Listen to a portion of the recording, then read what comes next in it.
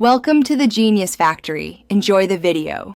You begin by signing into your Microsoft 365 account and opening To Do, Outlook, Teams, and Planner so they share context.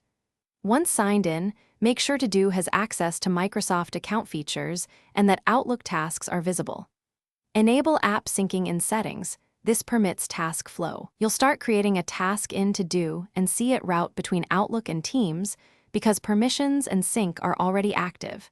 This first step ensures the pipeline is ready for real task work. You now create task items and connect them across apps. Start in To Do. Add title, due date, steps, and priority so the task carries metadata. Once done, convert emails in Outlook into tasks and tag them. This ensures email context follows the task. Then, in Planner inside Teams, create or add the same task to a plan or channel so teammates see progress. Make sure to assign owners and sync. This links assignments and lets you track completion across the suite. To finalize, complete tasks in any of the apps.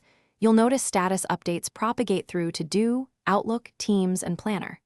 Once done, tidy lists using My Day, Planner buckets, or Outlook filters so nothing lingers.